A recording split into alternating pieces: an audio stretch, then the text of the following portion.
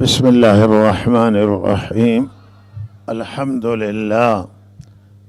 لله وسلام على عباده الذين اصطفى. اما بعد،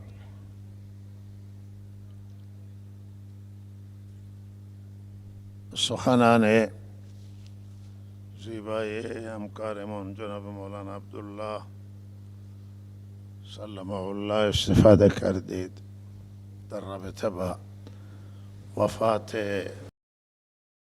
سیدنا عمر رضی الله تعالی عنه و کارهای بعضی از سیاستها و کارهای سیدنا عمر بن خطاب رضی الله تعالی عنه صحبت فرمودند. صحبت از بزرگان و تذکره اولیاء الله و تذکره رهروان راه خدا و انسانهای خاص برای ما همیشه راهگشا هست و تاریخ گذشتگان برای آیندگان درس هست و عبرت هست و حیاتی و مهمه.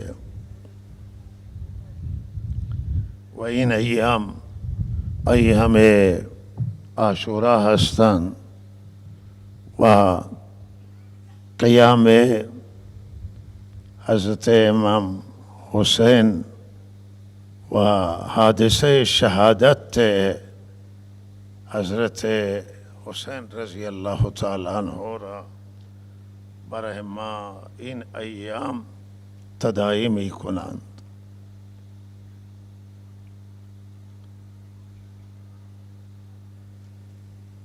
یه چیزی که بسیار مهم هست که همه بدانند و بسیاری از بزرگان و علما و اندیشمندان همه میدانند و اینه که بعثت انبیاء علیهم السلام در دنیا از اهداف مهم بعثت، از اهداف مهم ارسال رسول قیام بالقسط، یعنی ایستادگی به عدل، انصاف و عدالت هست. الله سبحانه و تعالی برای عدالت و انصاف ارزش زیادی قائلند و لہذا انبیاء علیهم السلام یکی از او اهداف بزرگ بعثت انبیاء علیهم السلام اجرای عدالت هست و مساوات هست و برابری هست و خود قرآن این تصریح کرده و انزلنا معهم الكتاب والمیزان لیقوم الناس بالقسط. الله تعالی می و نزع الموازین فرموده که و الله تعالی میزان نازل کرده است. ترازو را الله در دنیا گذاشته است که عدالت با ترازو رعایت میشه، انصاف با ترازو و حق و حقوق با ترازو سنجش میشن و برابر میشوند و لحظه خود این ترازو را الله تعالی می فرماید که خدای عزوجل گذاشته است و از اول آفرینش و خلقت آن چیزی که در نظر رب العالمین بوده که بشر را با آن بیازماید و انسانها را بیازماید، کتاب نازل بکند و انبیا را بفرستد، قیام به عدل بوده و به انصاف بوده. و اگر ما کمی بیشتر فکر بکنیم، ما تمام این دین را میبینیم، توحید را، اخلاقهای درست را، اخلاقهای صحیح را و عمل کرده های درست را، همه اینها در راستای عدالت هستند، انصافاً، عدالتاً. و عدل خودش معنی روگردانی از ظلمه و ظلم و جور و انحراف و کجی و عدالت انحراف از عدول و روگردانی از ظلم و نابرابری است. این از اهداف مهم بعثت و همه انبیاء علیهم السلام برای اجرای عدالت و انصاف، تبلیغ عدالت، راهنمایی به سوی عدالت تشریف آوردن دنیا. اعتقاد به عادلانه باشه، اخلاق عادلانه باشه، عمل کرد عادلانه باشه و همه زندگی انسان توی مسیر عادل بره، توی مسیر انصاف، یعنی مسیر صحیح، یعنی مسیر درست، یعنی مسیر فطرت و مسیر سیره انبیاء، سیره رحمت للعالمین قرار بگیره. این عدل و این انصاف و عادلانه است و لہذا این اهداف خیلی مهمه. وقتی که حضرت رسول صلی الله علیه وسلم حاکم بودن، چنان ساده زندگی کردن آن حضرت صلی الله علیه وسلم که مردمی که کسی که وارد میشد به مسجد یا به مجلس صحابه کرام، مجلس آن حضرت تشخیص نمیداد که از درمیان این افراد پیامبر خدا صلی الله علیه وسلم کدامه. بی تکلف بودن، لباس آن حضرت با لباس دیگران فرق نداشت، نشستنش بیشتر دو زانو بود می نشست و یعنی نشست یک انسان متواضع، نه یک انسان خودخواه و علیاذ بالله، و نه نشست متکبرانه باشه، نه نشست عبد بود، بنده الله بود. او کسی که شرفش بندگیه و افتخارش بندگیه و قرآن الله تعالی آن حضرت را به عنوان عبد یاد کرده است، یعنی بنده الله. او بنده واقعیه و نمونه الله تعالی بود و با همه می نشست، حرف همه را گوش می کرد، تا جایی که قرآن می فرماید که منافقین گفتن که آن حضرت اذنه، یعنی گوش سراپا، هر کسی هر حرف بزنه گوش میکنه، حرف کسی را قطع نمی کرد. تا او حرفش را تمام نکرده بود آن حضرت گوش میدادند و وقتی کسی دست میداد به آن حضرت مصافحه میکرد، تا او دست جدا نمیکرد آن حضرت دستش را نمیکشید.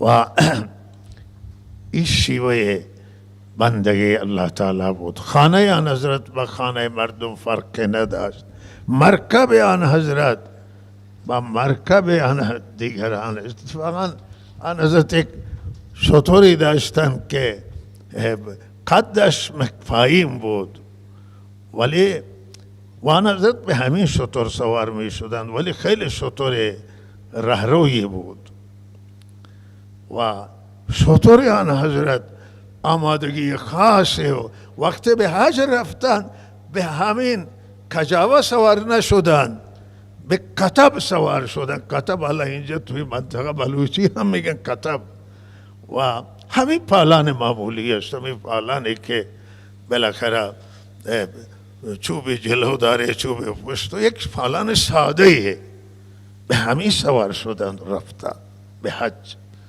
و برای خود امتیاز از مردم هیچ قائل نبودن و بیت المال چنان حفاظت کردن که حد و حساب نبود. بیت المال حفاظت کرده که مال مردم، هیچ کسی حتی و خرمای افتاده را وقتی که فرزندش حسن یا حسین دست انداخت که بخوره، آن حضرت فرمود که این از دهن بیانداز. این گفت که مال صدقه هست، صدقه، و گفت که ما خرمای صدقه و مال صدقه را نمی خوریم، نگذاشت دانه خرما فرزندش بخوره. و حالا اگر بریم تو این که حرمت صدقات، خب بالاخره دلایل دیگه هم داره و او یک بحث جداگانه میتونه باشه. و بعد از آن حضرت صلی الله علیه وسلم عین سیره خلفای راشدین همین بود. خلفای راشدین که حاکم بودن مثل یک مرد عادی. سیدنا عمر رضی الله تعالی عنه وقت سر منبر رفتن، کسی پیونده های لباسش را حساب کرد، 13 تا پیوند در لباسش زده بود. و اینا از بیت المال به قدر دوری می کردن که آن حضرت دوری کرده بود. بیت المال دست نمی زدن و نه نزدیکان می گذاشتن دست بزنن. اگر برای خود مخارجی برداشتن و حقوق به اندازه کفاف، به اندازه که نانی بخورن، نه اینکه ثروت جمع بکنن، پول جمع بکنن،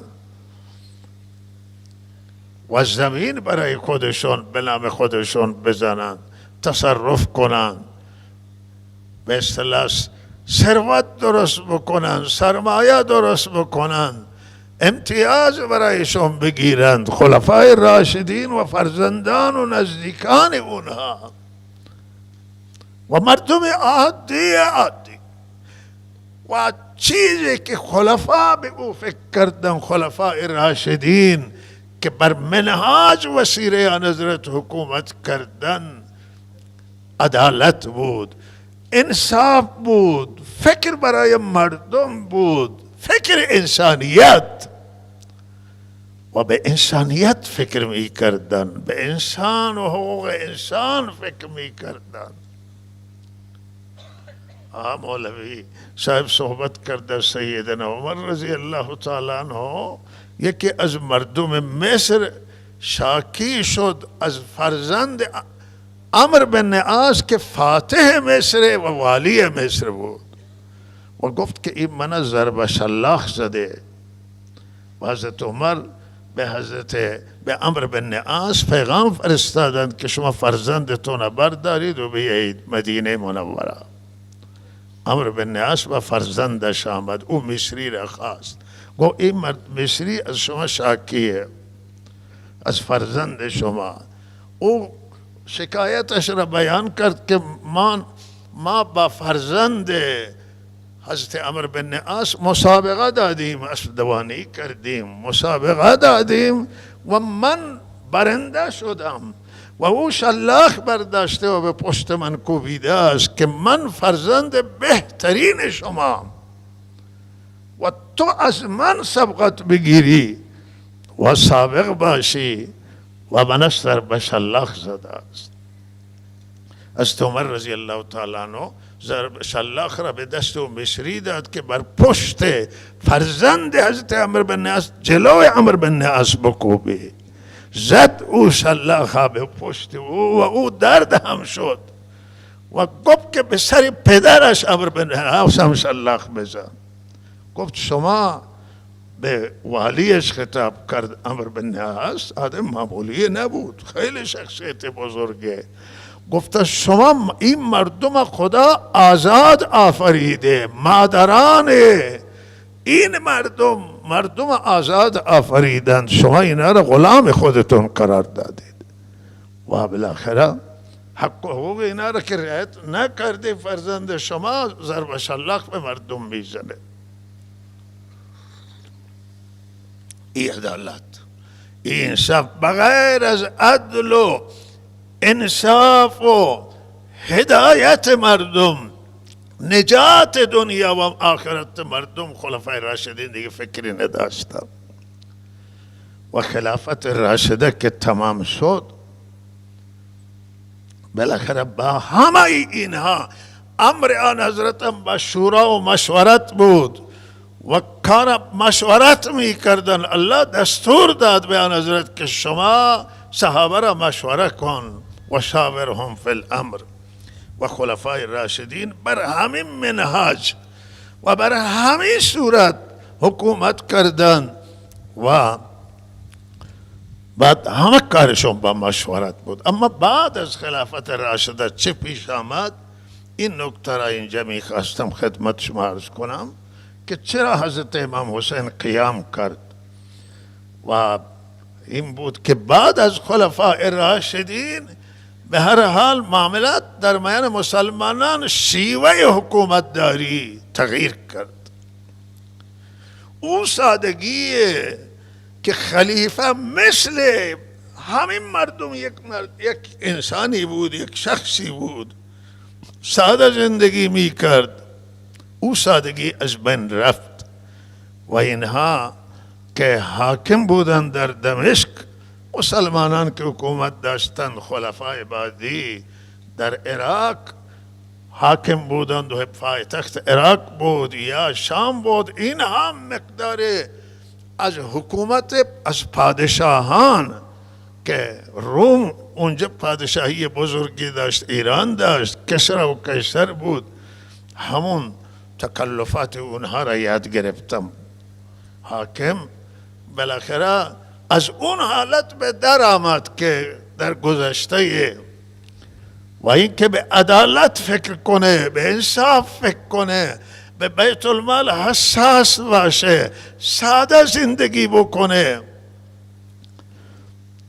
این حالت با مشورت کنه، مردم به او دسترسی داشته باشن، حاکم انتقاد کنن، روبرو انتقاد کنن، سر منبر حاکم انتقاد کنن. خلفای راشدین انتقاد میکردن. جلوی آن حضرت روز جمعه در خطبه هم کسی بلند میشد، سوالی داشت یا فریادی داشت، فریادش را هم میکشید، زل هم بلند میشدن و حرفایشون را میزدن.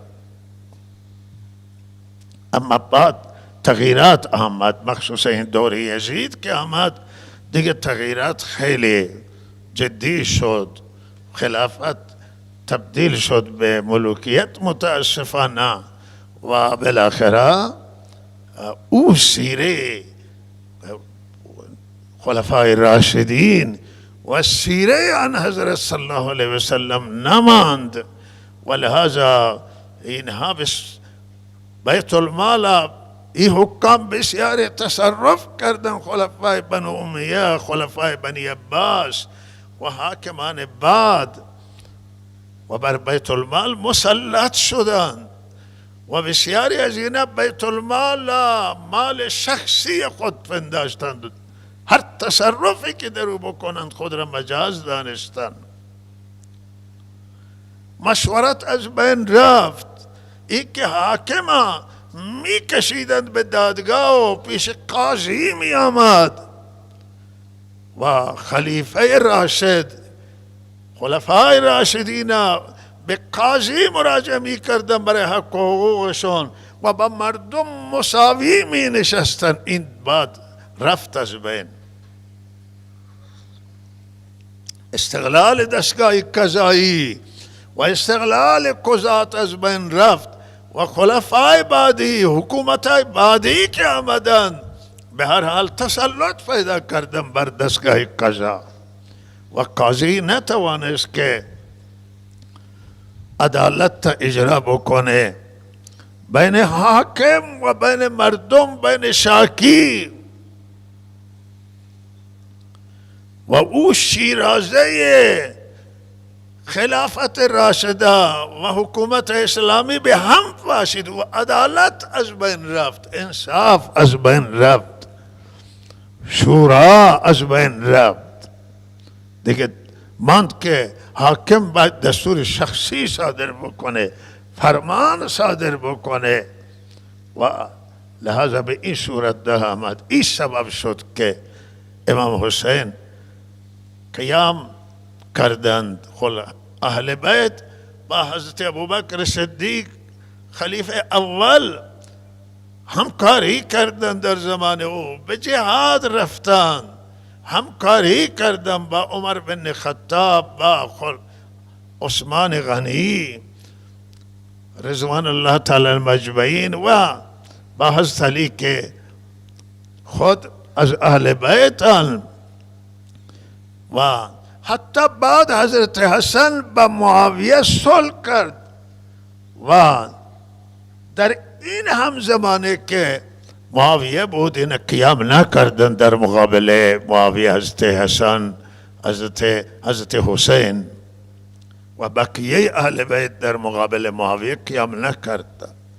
ولی وقتی که یزید آمد ناراض شدن صحابه کرام، بخش بزرگ بیعت نکردن و گفت که یزید شایستگی نداره و توانایی نداره، اهلیت نداره، یزید نه اهله نه توانه، ولهذا بیعت نکردن. و این ماجرا بعد که شکایت پیش آمد و مشکلات جلو آمد، حضرت امام حسین و قیام کردن و این قیام با دعوت عراق، مردم عراق دعوت دادن که به هر حال خطرات امام حسین دیدن که برای جهان اسلام تهدید پیش آمده و جهان اسلام در خطر و مسلمانان.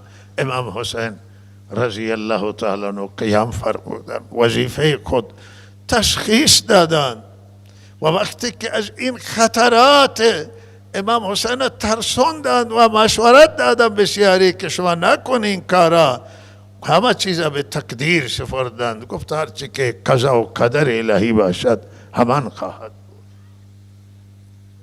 امام حسین در مقابل حکومت که نه ادعای بیدینی داشته باشه، ادعای کفر داشته باشه، کسانی بوده که نه مسلمان بودن.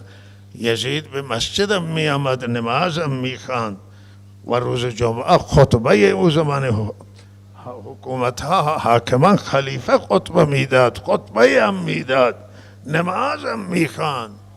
و اما آدم ناتوانی بود، آدم خودکامه بود، آدم دیکتاتوری بود. شورا که بره و فرمانه شخصی جاش را بگیره، دیکتاتور معنیش همینه که هرچی که خودش فکر میکنه اجرا بکنه، دستور بده. و در حالی که در اسلام شورا است و مشورت بکنه و در مشورت فیصله بشه و بعد او چیزی که فیصله شده است باید عملی بشه و انجام بشه. یزید این مسائل نداشت و امام رحمه الله تعالی قیام فرمودند و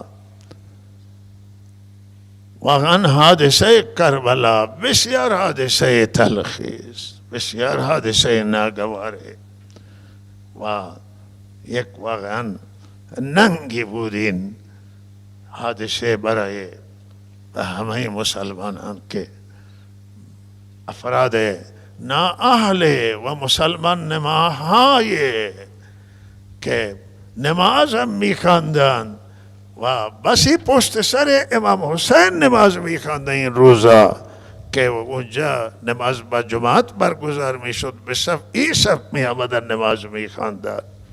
ولی بعد اینها به خاطر دنیا و منافع دنیا و حکومت خودشون و به خاطر خوشنودی حاکمانشون دست به جنایت زدن که هیچ زمانه ملت و مسلمانان و انسانهای آزادا اینها را نمی بخشن به خاطر این جنایتشون. و در این مسئله همه اهل سنت اتفاق نظر دارن که امام حسین بر حق بودن و قیام امام حسین برای عدل بوده، برای قسط بوده، برای نجات دین بوده و برای نجات انسان ها بوده، انسانیت بوده. و امام حسین در موضع خودشون به حقان و ایشان اسوان و نمونان، تقوای ایشان و عمل کرد ایشان، صحابیان حضرتن، اهل بیت آن حضرتن، فرزند آن حضرتن، از هر حیث ایشان انسان شایسته و انسان لائقی بودن.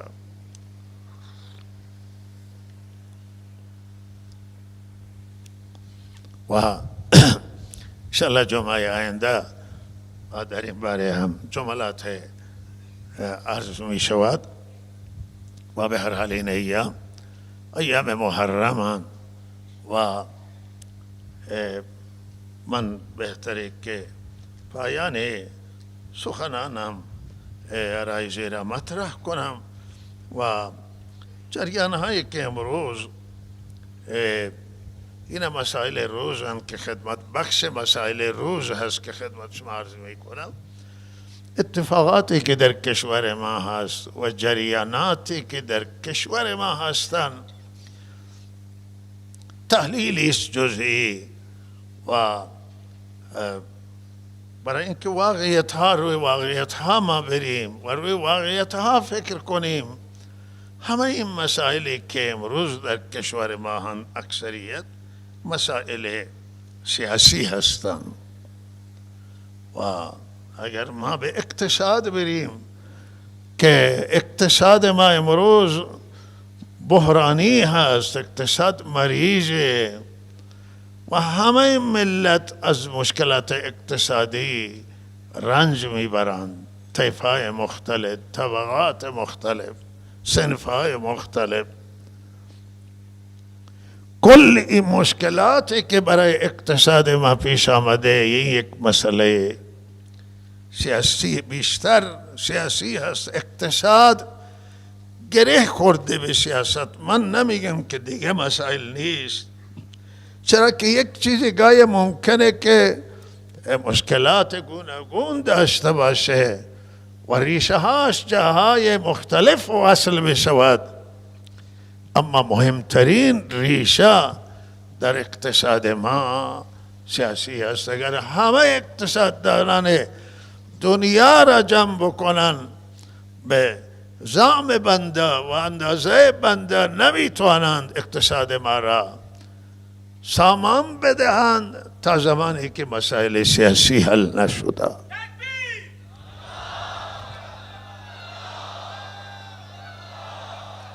سیاست های داخلی، سیاست های خارجی، سیاست ها وقتی که بر مسیر اعتدال و صحیح قرار بگیرند اینها توی هر دنیای باشه به اقتصاد تاثیر گذار میشه و اقتصاد از بحران خارج میشه و از مشکلاتش خارج میشه.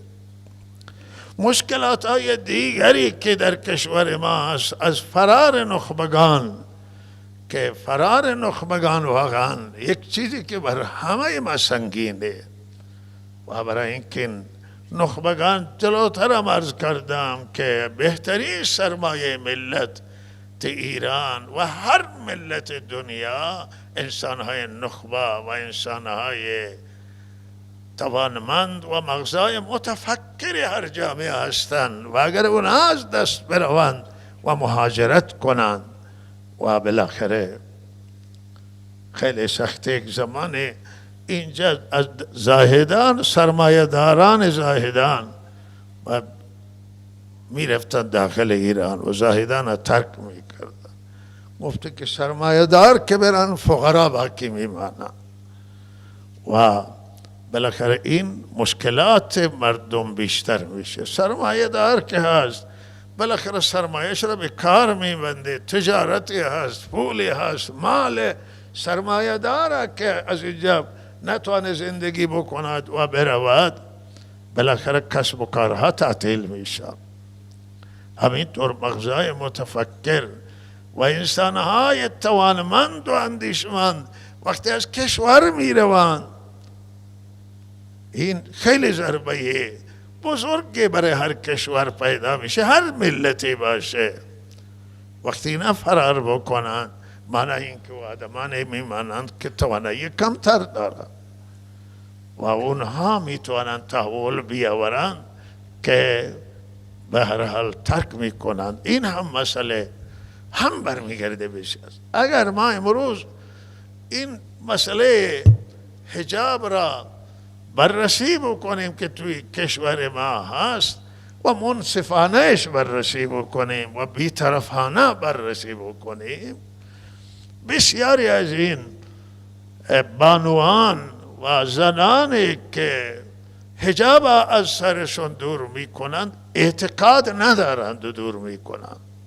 بله ممکنه بعضی باشند که اعتقاد نداشته باشند به حجاب، ولی من اندازم اینه که بخش بزرگی از این زنان اونها هستن که اعتقاد دارن به حجاب، ولی چرا حجاب برمیدار؟ چرا که حجاب هم یک لباس شرعی هست و حجاب و این پوشش لباس ایرانی هست، لباس اصلا کلا شرق زمینه و اینجا همیشه بوده این حجاب. و این مردم ایرانی ها در مکه مکرمه که به حج هم میرن خیلی حجابشون اصلا اشاره میشه به انگشت و شناسایی میشن زنان ایرانی با پوشششون. ولی امروز که این زنان این چادر بر میدارن، بخش بزرگی او زن هسته که اعتقاد به حجاب دارن ولی ناراضن، ولی خشمن و میخواهند که ناراضگیشون را به این صورت بروز بدن. نافرمانی مدنی همینه، نافرمانی سیاسی همینه. اینا میخوان نشان بدن که ما خشمیم، ما ناراضیم و این هم مسئله سیاسی هست، این مسئله اعتقادی نیست. اشتباهیه که اگر ما فکر کنیم که مسئله مذهبیه، اینها اعتقاد مذهبیشون همینه که سرشون برا نباشه. نه بله ممکنه بعضی باشن، ولی بخش بزرگی از زنان آنهایی هستن که اگر خشم نباشد چادرشون روی سر میگذارن و روی این مسئله سیاسیه و بخشای بزرگیه. اگر ما فکر کنیم اعتراضات بعض نشستگان را، معلمان را، کارگران را و همه این برمیگرده، این همه مسئله سیاسی برمیگرده و لحاظا مسائل سیاسی را باید سیاست حل کرد. سیاست بهترین رای حل مسئله سیاسی خود سیاسته. با سیاست و با گفتمان و با مذاکره و گفتگو و تغییرات سیاسی بیاوریم. آقا اینا چه مشکلی دارن؟ مشکلات اینا را حل کنیم. اگر ما میخواهیم که حجاب مراعات بشه و رعایت کنن، راهش با کشوندن اینها به زندان و بازداشت کردن و زدن و تنبیه کردن نیست. یک واقعیتی که من این عرض میکنم. اگر این جواب نمیده، اگر جواب بده موقتا جواب میده، حالا ممکنه بالاخره سرکوبی صورت بگیره و خاموش بشن، ولی 10 روز دیگه، 1 ماه دیگه 2 مرتبه بروز بکنه. اساسی حل بشه، حل همه معضلاتی که در کشور ما هست، اعتراضات و تمام مشکلات های گوناگون در هر بخش شعبه هست، اینها رای حل دارن، رای حل آسان هم دارن و او رای حلشو سیاسی هست. اگر ما مسائل سیاسی را با سیاست حل کنیم، این بهترین صورت، ضایعات ما کم میشه، نقصان کم میشه، ما تغییرات بیاوریم و بالاخره این همه این سیاست های داخلی و سیاست های خارجی نیاز به تغییرات دارد. سیاست های 40 سالان، 44 سالان سیاست های هستند که جواب ندادن و لحظه اینا اگر تغییر بخوره، همونطور که الان تلاشایی هست که سیاست های خارجی ترمیم بشه و سیاست های خارجی به هر حال مشکلاتش حل بشه و سیاست های داخلی مهمتر از سیاست خارجی هست. اینها مستقیما به مردم و ملت سر و کار دارن و خواسته ملتن و این تغییرات نیاز هست در کشور که به نحوه که رضایت مردم حاصل میشه، خوشنودی مردم حاصل بشه، مشکلات مردم حاصل بشود، این میتونه بهترین سیاست باشد، بهترین راه باشه برای اینکه مشکلات کشور به حل و فصل برسه، ضایعات کمتر بشه و این راهی توی همه دنیا همین طور هست که مسائل سیاسی را با سیاست درمان میکنند، با سیاست حل میکنند و مسائل نظامی را با همون نظامی حل میکنند و هر مشکل راه داره و طریق داره و نحوه داره، نحوه اصلاح داره. از همون نحو باید این مسائل حل بشن، حل و فصل بشن و ما امیدواریم که الله تعالی تمام مشکلات ها را حل بکنن. نکته مهمه که یادآوری کردم همونه که حکومت اسلامی و یا هر نظام که در هر دنیای به نام اسلام برقرار بشه، زمان مناسب هست و خوبه که عدالت در او اجرا بشه. اگر عدالت باشه، اگر انصاف باشه، اگر برابری باشه و اگر مردمی عمل بشه، این نظام اسلامی مفید خواهد بود و خوب خواهد بود. و اگر ما نام را اسلام بگذاریم یا هر نام دموکراسی بگذاریم و هر نام بگذاریم و محتوا داشته نباشه، این نمیتوانه چندان بقا داشته باشه و مفید باشه. و روی این مسائلی است که همه باید مسئولان فکر کنند، اما مردم فکر کنند و الله تعالی توفیق عمل به همه ما. و من عرض کردم که پایان عرایزم در رابطه با مسئله عاشورا چیزی خدمت عرض میکنم که بهرحال این ایام عاشورا هست و اعتقاد ما آن است که بهرحال ظلم بزرگ انجام گرفته، ولی راهش چیه؟ راهش صبره که ما باید صبر بکنیم بر مصائب. قرآن عظیم و شان و سنت به ما دستور داده است که شما وقت مصائب صبر بکنید. همینطور که پدر فوت میکنه، فرزند فوت میکنه، عزیزان دستور اینه که صبر بکنه. هر کسی که می آید میگه خدا به شما صبر بده، خدا رحمت کنه. و مصائب به همین صورته که ما باید صبر بکنیم. و نکته که خیلی های اهمیت و مهم اینه که به سیره اهل بیت عمل بکنیم. سیره حضرت سیدنا حضرت حسین، سیره اهل بیت، سیره صحابه کرام، اهل بیت اعظام، سیره اولیاء الله، سیره آن حضرت صلی الله علیه و سلم. رضایت الله تعالی در همینه. این سیره شون در مسیر تقوا بوده و ما بر تقوا و پرهیزگاری عمل بکنیم.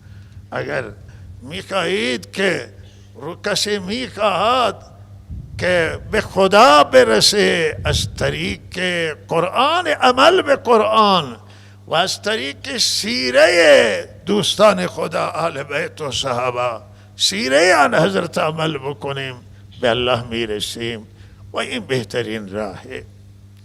و توصیه میکنم خدمت شما به روزه تاسوعا و عاشورا که در حدیث آمده است، انشاءالله این دو روز را حداقل روزه بگیرید. و توصیه ما هم همانه که بهرحال این ایامی است که برادران ما بسیار به هر حال عزاداری دارند و به هر حال ما همین یا رجوع من همین که انشاءالله با امنیت این عاشورا رد بشه و به هر حال امنیت و حفظ بشه. بسیاری هستند که به هر حال در صددن که یک سری سوء استفاده بکنن در این ایام و امنیت حیاتی و مهمه حالا در داخل کشور، در بیرون. و من توصیه که میکنم، مردم توصیه میکنم، هم حکومت ها را توصیه میکنم که بالاخره یک مسائل امور مذهبی هر کسی را در او دخالت نکنند و بگذارند هر کسی مطابق با مذهبش آزادانه عمل بکند.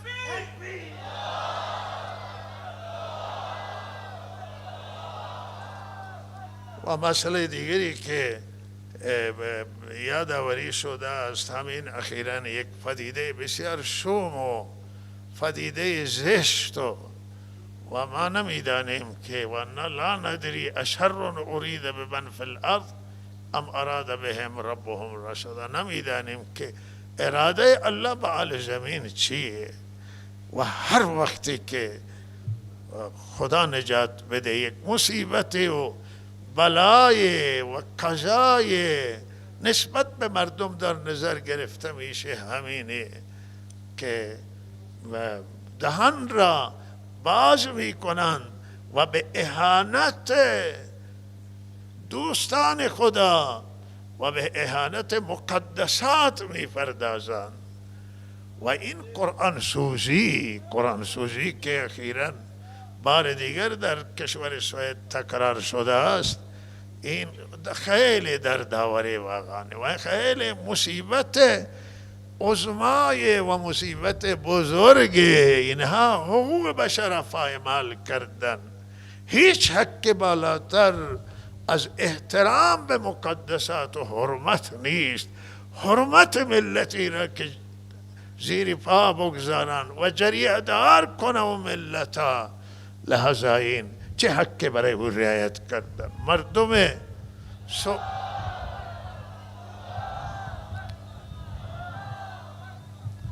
مسئولان کشور سوئد در گذشته خوب بودن، آزادی داشتن، آزادی چیز خوبی است.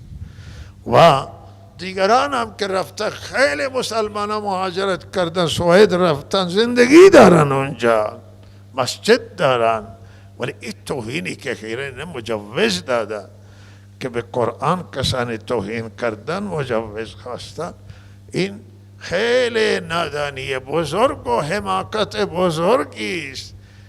و این افراطگرایی را توی دنیا اینها دارن زنده می کنند. افراطگرایی به وجود می آورند در ادیان، در مذاهب و در اعتقادات مختلف. الا تعداد بلند شدند و تورات و انجیل آتش دادند. و این هم بهرحال کتاب خدا و این کتاب های الله تعالی را آتش. این بدترین شیوه. بعضی در گذشته نوشتن که بعضی جا بعضی بلند شده به مقدسات یک ملت توهین کرده، اونا بلند شده به مقدسات اینها توهین کرده. این همونه. و بسیار بعد ما اهانت به قرآن عظیم و شان، اهانت به تورات و انجیل، اهانت به همه مقدسات همه ادیان و مذاهب با شدت تمام محکوم میکنیم.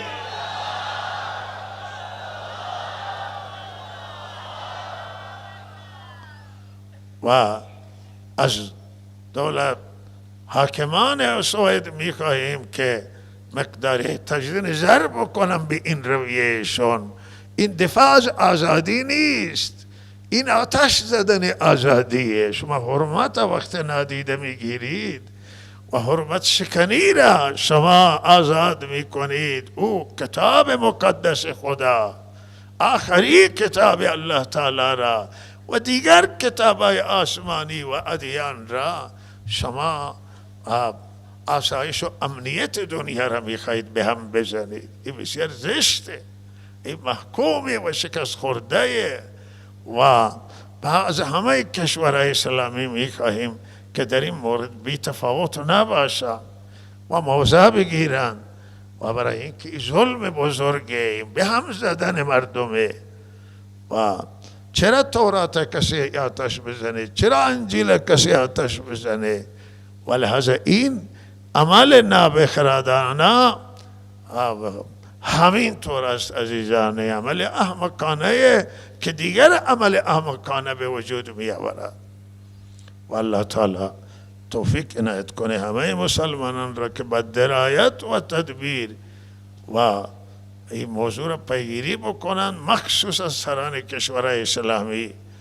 و این اهانت به حضرت رسول صلی الله علیه وسلم، اهانت به قرآن، مقدسات دین اسلام، مقدسات همه ادیان در دنیا ممنوع بشه.